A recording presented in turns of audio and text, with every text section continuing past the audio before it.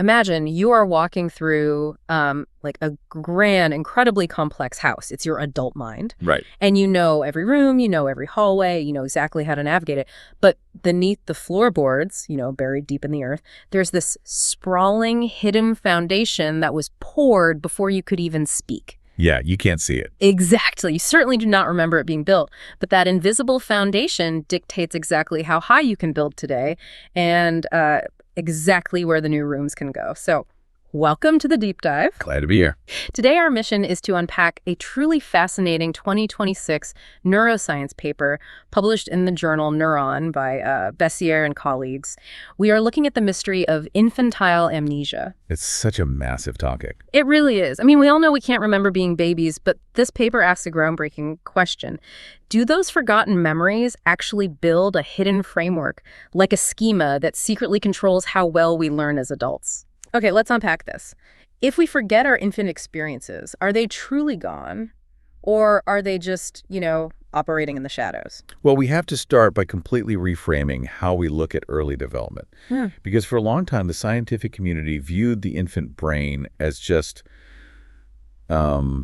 like a miniature, less sufficient version of an adult brain. Right, like they just didn't have the hard drive space yet or something. Exactly. The assumption was that because babies forget things so quickly, their brains were just bad at storing information. But what's fascinating here is that the infant memory system is actually a unique biological entity going through a critical period. So it's not just a bad adult brain. No, not at all. I mean, while adults use decades of prior knowledge to process and learn new things, infants are starting with an almost blank slate. Their early learning is fundamentally different. How so? They aren't just storing facts about the world. They are literally building the machinery of memory itself. Wow. But how do you actually figure out what an infant remembers if they can't tell you? Especially if you are trying to track that, invisible machinery all the way into adulthood. Right. Well, the researchers approached this by setting up a highly specific behavioral experiment using mice. They started with infant mice, specifically at postnatal day 17. Okay, day 17. Yeah, in the lab, this is a crucial developmental window. They take these tiny mice and place them into what they designate as context A. And this isn't just a random cage, it's a highly curated sensory environment. What does it look like? So the walls have these stark black and white stripes, the only illumination is a dim red light, and the air is filled with the distinct smell of a specific detergent. Okay, so it's a very specific, almost overwhelming sensory signature. Yes. And while exploring context A, the infant mice receive a series of mild foot shocks. It's just enough stimulus to create a distinct, aversive memory tied to that specific place. Right, so they learn to be afraid of the striped detergent-smelling box. But because of infantile amnesia, that fear shouldn't last, right? It completely fades. I mean, this is a classic contextual fear conditioning paradigm. If you test these exact same mice 60 days later, which is considered full adulthood for a mouse, they behave as if they have never seen context A in their lives. Really? No reaction at all? None. You put them back in the striped box, and they show no fear whatsoever. They don't freeze in place, which is, the standard behavioral marker for a fearful memory in rodents. To the naked eye, the memory is entirely gone. Gone without a trace. But the researchers didn't stop there. They introduced a psychological concept called savings. How does that work in this context? So savings is a foundational concept in psychology that explains how relearning works. Think of it like taking a foreign language in high school, forgetting all of it for 10 years, and then finding that it only takes you a few weeks of practice to become conversational again. Oh, right, because it's still in there somewhere. Exactly. The original learning left a savings in your brain that makes relearning faster. In this experiment, the researchers gave the adult mice just one single, very weak foot shock while they were back in context A. Okay.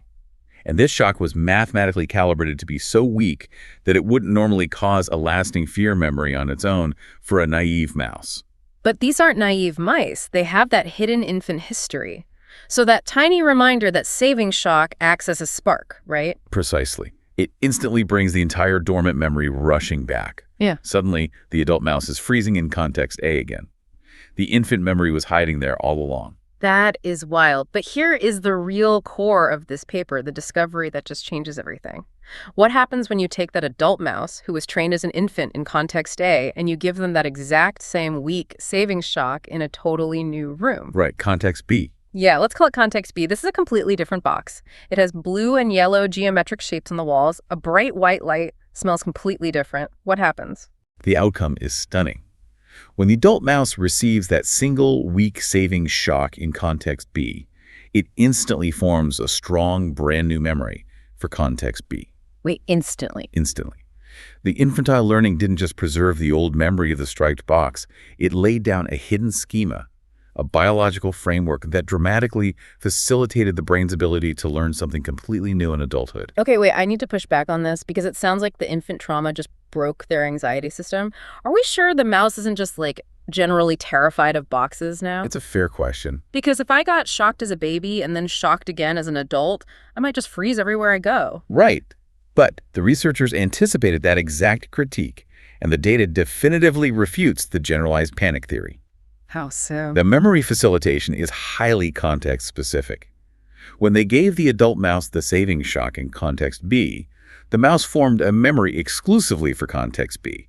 If they subsequently took that same mouse and put it back into the original context A, it didn't freeze. Oh, wow. So it wasn't just terrified of the world at large. Exactly. It used the saving shock to perform precise, new learning about its current environment while ignoring the old one.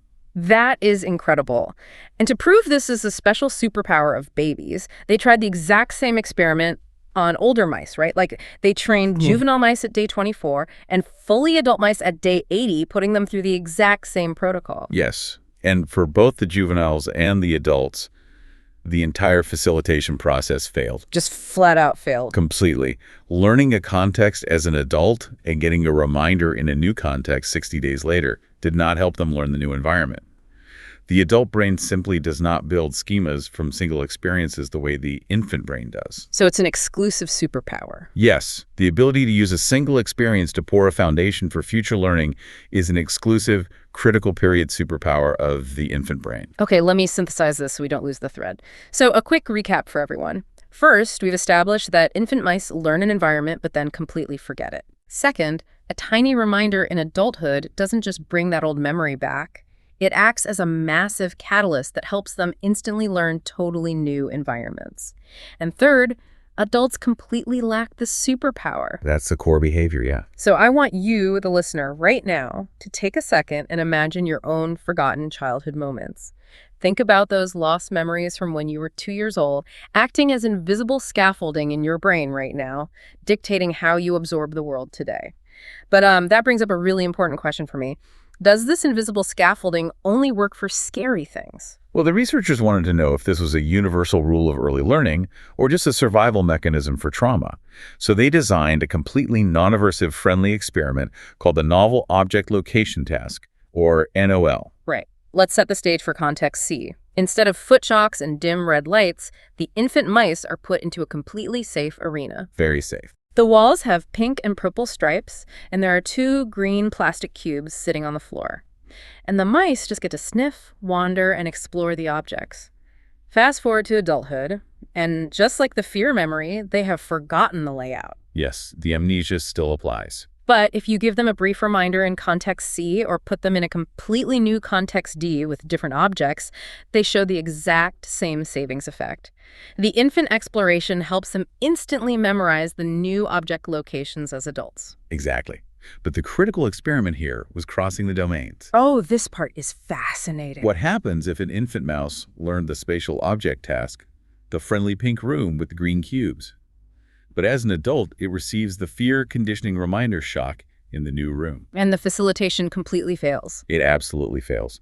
The object memory savings does not boost fear memory, and the fear memory savings does not boost object memory. The facilitation only occurs if the learning domains match perfectly. Okay, let's use a structural metaphor here. It's like pouring concrete.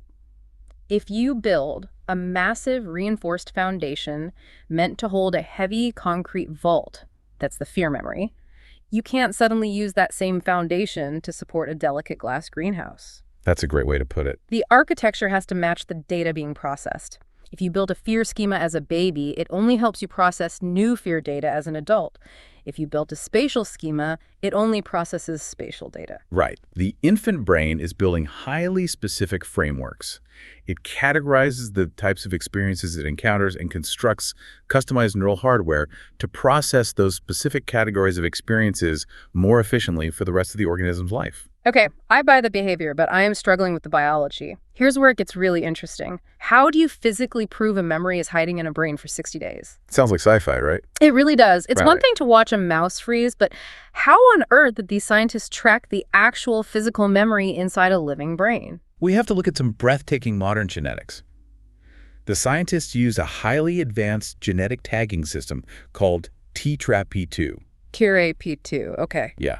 To understand this, we need to look at how individual brain cells function during learning. When a neuron fires during a significant learning event, it quickly turns on a specific gene called CFOs. CFOs, like the letter C-FOS? Yes. Think of CFOs as a molecular flare that shoots up inside the cell, essentially signaling, I was just active in making this memory. Hold on, slow down. You're saying there is a gene that naturally flashes like a flare when a cell fires, and the scientists can somehow see that? They can do better than see it. They can capture it. What do you mean?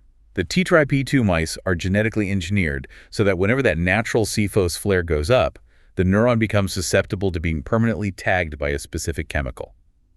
But they only want to tag the neurons active during that one specific infant training session.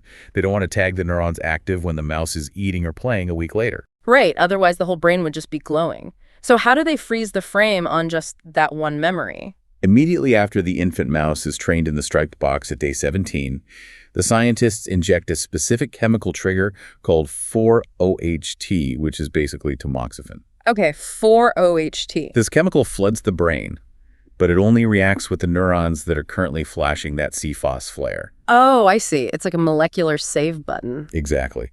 That chemical locks in a genetic tag that does two remarkable things. First, it makes those specific cells produce a fluorescent protein called emcitrine. Emcitrine? Yeah, which glows bright green under a microscope. Okay, so we have green glowing cells. What's the second thing? Second, it installs an artificial designer receptor on the surface of those cells. It's called HM4DI, which is a type of D-red. Okay, that's a lot of acronyms. What does that actually do? Think of this receptor as a remote-controlled off switch. It just sits there, completely inert, waiting for a specific designer drug to activate it later. This blows my mind. So 60 days later, the mouse is a full adult. The researchers look at its brain under a microscope, and they can see exactly which cells were active during that infant memory because they are literally glowing green. Yes, exactly. Where in the brain were these green constellations located? They found them preserved perfectly across three key regions. The dorsal hippocampus, or DHC, which is your brain's primary engine for forming new memories and spatial navigation. Okay, the DHC. And what else? And two parts of the prefrontal cortex. Yeah. The anterior cingulate cortex, or ACC, and the prelimbic cortex, or PL. The prefrontal cortex is the area responsible for complex behaviors, decision-making, and long-term memory storage. Wow, this is literal physical proof that infantile amnesia is not erasure. I mean, infant memory wasn't overwritten. It was sitting right there, physically preserved in a glowing green safe state across the brain for the entire life of the mouse. Yeah, and what's even more remarkable is that when the adult mice underwent that weak savings reminder, the researchers saw those exact same green cells light up with fresh CFOS flares. The adult brain was physically waking up the infant cells. Okay, pulling this all together again for our second recap. So we saw that these biological foundations only accept congruent data, the vault versus the greenhouse. Right. And now, biochemically, scientists have used TRP2 genetics to literally tag these baby memories so they glow green and have a remote-controlled off switch. I want you, the listener, to visualize your own brain right now.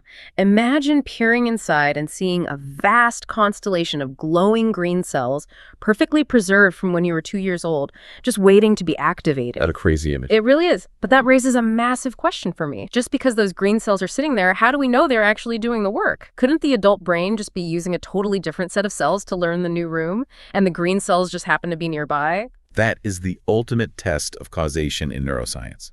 Seeing the cells isn't enough. You have to break the system to prove how it works. And that is exactly why they installed that remote-controlled off switch on the infant cells. The designer receptor, the HM4DI thing? Exactly. To test if the infant cells were truly doing the heavy lifting, the scientists used a highly specific designer drug called compound 21, or C21. Okay. This chemical is completely harmless to a normal mouse. It doesn't affect their heart rate, their breathing, or normal brain function. But in our genetically engineered mice, this drug acts as the remote control. I see where this is going. Yeah. When they inject this C21 chemical into the adult mouse, right before the savings reminder, it circulates through the brain, finds those artificial receptors on the green infant cells, and forcefully silences them. Only the green cells. Only the neurons that were active during infancy are turned off. The rest of the adult brain functions perfectly normally. They selectively turned off the baby brain hiding inside the adult mouse. What happened? Total behavioral failure. Yeah, when the infant ensemble is silenced, the adult mice completely fail to relearn context A, and they completely fail to learn the new context B. The entire facilitation effect vanishes. Wow. This proves beyond a shadow of a doubt that the adult brain entirely depends on those specific, preserved infant cells to perform this new learning. Let's talk about the timeline of this, because I am trying to picture how this foundation gets poured. Does the schema form instantly the moment the baby mouse gets shocked? No, it is a prolonged, active biological process known as systems consolidation. If we connect this to the bigger picture, it takes time. The researchers ran another iteration of the experiment where they injected that off-switch drug at different times. Okay, like when? If they silenced the infant cells just 7 days after the infant training, the schema never formed. When those mice grew into adults, they had lost the ability to relearn or learn new things. But what if they waited? If they waited 30 days to silence those same cells, the schema was already safely locked in. So the infant memories don't just sit still. The brain is quietly working in the dark for weeks. It's actively moving the memory, solidifying it from temporary storage into a permanent schema. If you interrupt it at day 7, the concrete hasn't dried and the foundation collapses. If you wait until day 30, the concrete is completely set. That's spot on. The infant brain requires a significant, uninterrupted window to build this long-lasting architecture, and the researchers wanted to understand the actual shape of this architecture. Because injecting the off-switch drug into the whole body turns off the infant cells everywhere in the brain simultaneously. Exactly. Okay. But to understand the mechanics, they needed to know exactly which brain regions were doing what. So they took it a step further with surgical precision. Yes. They implanted microscopic guide cannulas, tiny tubes, directly into specific regions of the adult mouse brain. Oh, wow. This allowed them to inject the off-switch chemical directly into the prelimbic cortex, the anterior cingulate cortex, or the dorsal hippocampus individually, leaving the rest of the brain online. They divided the labor, and they found a stark difference between what it takes to relearn the old room, context A, and what it takes to learn the totally new room, context B. They did. For relearning the old context A, the adult brain only needed the prefrontal cortex regions, the ACC and the PL. When they silenced the infant cells down in the hippocampus, the mouse still relearned context A just fine. But new learning was an entirely different story. Very different. To learn context B, the brain absolutely needed both the prefrontal cortex regions and the hippocampus working together. If they silenced the infant cells in either of those areas, new learning failed. Wait, so relearning just needs the prefrontal cortex, but new learning requires this massive coordination between totally different areas of the brain. How do they actually talk to each other to make that happen? To figure out the communication network, the team used a fascinating anatomical tool called cholera-toxin B retrograde tracing. Okay, retrograde tracing. What does that actually mean? It allows scientists to draw a literal map of the physical wires in the brain. Cholera-toxin B is a specialized dye. You inject it into a specific destination region in the brain. And then what? The dye is absorbed by the nerve endings and then physically travels backward along the axon wires, moving against the flow of traffic, all the way back to the cell body that sent the original signal. Ah, retrograde. So they injected the dye into the hippocampus to see who was sending it signals. And what they found is that for new learning to happen in adulthood, the prefrontal cortex must send a top-down signal directly into the dorsal hippocampus. Okay. And it doesn't just broadcast a general signal. It uses specific monosynaptic pathways, direct, unbroken physical wires that were uniquely established during that single infant experience. Okay, let's make this physical map clear. Imagine the prefrontal cortex is a highly seasoned architect, and he's holding the blueprints. That's our schema. The hippocampus is the construction worker on the ground pouring the concrete. When you go back to the old house context, A, The architect doesn't need the construction worker. The house is already built, he just has to read the blueprint. Exactly. But to build a completely new house context B, the architect has to call the construction worker. And here is the kicker. The architect can't just send an email or yell across the site. He has to pick up a highly secure, private phone line that was physically installed when the mouse was a baby. That is a perfect way to visualize it. If you cut that specific phone line, no new houses get built. The prefrontal cortex must use the exact physical circuitry laid down in infancy to guide the hippocampus in encoding new, congruent information in adulthood. The architecture dictates the capability. Let me make sure this final piece is clear for everyone for our last recap. We've established that scientists can act like biological electricians, using remote-controlled off switches, that C21 drug to turn off tagged infant cells. Yeah. We've seen that relearning an old memory only needs the architect, the prefrontal cortex. But to learn something entirely new, the architect absolutely has to use those infant pathways to call the hippocampus. Correct. So, zooming all the way out, what is the ultimate takeaway here? Why should you, the listener, care about glowing green cells in a mouse brain? Well, because this completely reshapes how we understand early childhood development. Yeah. It tells us that the hippocampus's role in memory consolidation starts much earlier than we thought.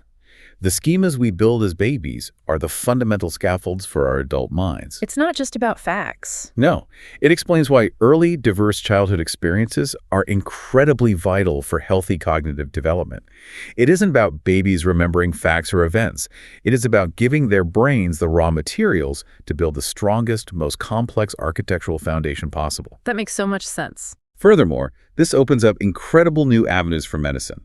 By understanding how these specific infant pathways form and operate, we might find crucial clues to treating neurodevelopmental learning disorders, potentially by targeting or repairing these exact neural highways. That is amazing.